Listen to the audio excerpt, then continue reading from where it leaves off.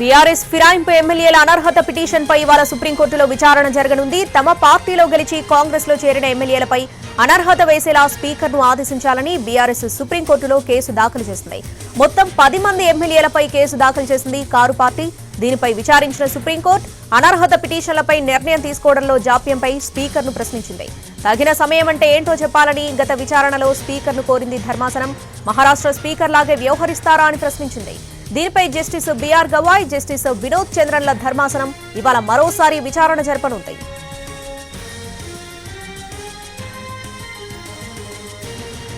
BRS ఫిరాయింపు ఎమ్మెల్యేల అనర్హత పిటిషన్పై ఇవాళ సుప్రీంకోర్టులో విచారణ జరగనుంది. పూర్తి అప్డేట్స్ మా ప్రతినిధి రాజు ఢిల్లీ నుంచి లైవ్ లో అందిస్తారు. రాజు, ఎన్ని గంటలకు విచారణ జరగనుంది? డీటెయిల్స్ ఏంటి?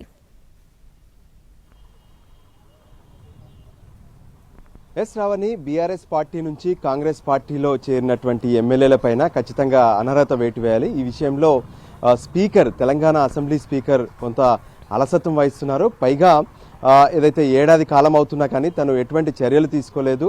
మరోపక్క హైకోర్టు ఇచ్చినటువంటి రీజనబుల్ టైం అనే అంశం పైన కూడా ఎటువంటి క్లారిటీ లేదు అంటూ సుప్రీంకోర్టును బీఆర్ఎస్ పార్టీ ఆశ్రయించింది. పార్టీ వర్కింగ్ ప్రెసిడెంట్ కేటీఆర్తో పాటు ఇతర ఎమ్మెల్యేలు కలిసి ఇక్కడ 2 పిటిషన్లను దాఖలు చేశారు. మొదట ఏదైతే స్పెషల్ లీవ్ పిటిషన్గా దానం నాగేందర్, తెల్లం వెంకట్రావు, దాంతోపాటు కడియం శ్రీహరిలపైన, మిగతా 7 ఎమ్మెల్యేలపైన రిట్ పిటిషన్ దాఖలు చేయడం జరిగింది. అయితే దీనిపైన గత విచారణ సందర్భంగానే సుప్రీంకోర్టు ధర్మాసనం ప్రత్యేకంగా రీజనబుల్ టైం అంటే ఏంటి, ఎంత సమయం కావాలి, ఇంతకీ దీనికి సంబంధించినటువంటి ప్రాసెస్ ఎందుకు ఇంకా మొదలు కాలేదని కూడా సుప్రీంకోర్టు ధర్మాసనం ప్రశ్నించినటువంటి పరిస్థితి కనిపించింది. ఓఎస్ఎస్ ఫర్టిలిటీలో సైన్స్ ఇంకా ఓఎస్ఎస్ హెల్ప్ తో ఎందరి కలలు నిజమయ్యాయి. In the good hands of science. Mummy daddy అవ్వాలంటే ఓఎస్ఎస్ కి కాల్ చేయండి.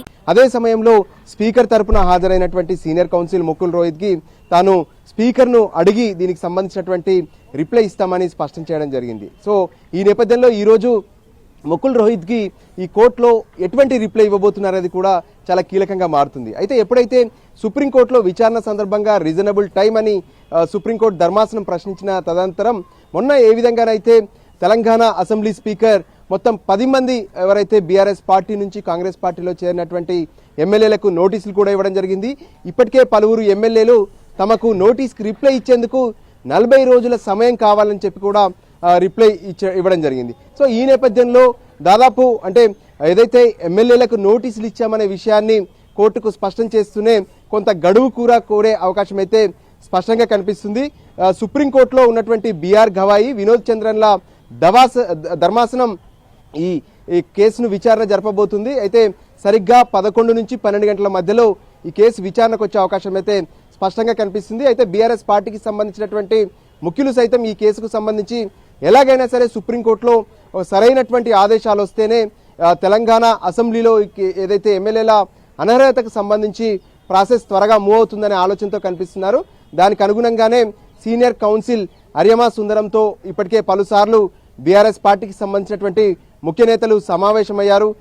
ఈరోజు మరి బీఆర్ఎస్ తరఫున ఎటువంటి వాదనలు వినిపించబోతున్నారు, మరోపక్క తెలంగాణ అసెంబ్లీ స్పీకర్ తరఫున ఎటువంటి రిప్లై ఇవ్వబోతున్నారనేది మాత్రం చాలా కీలకంగా మారుతుంది. సో ఆదేశాలు ఏ విధంగానైతే గత ఆదేశాలను ప్రకారం ఇప్పటికే ఒకవైపు స్పీకర్ ఎవరైతే పార్టీ మారినటువంటి ఎమ్మెల్యేలకు నోటీసులు ఇచ్చినటువంటి నేపథ్యంలో దీనికి సంబంధించి ఈరోజు కోర్టు ఇచ్చే ఆర్డర్స్ అయితే మాత్రం చాలా కీలకంగా మారే అవకాశం కనిపిస్తుంది. Shravani. Right Raju, thanks for the updates.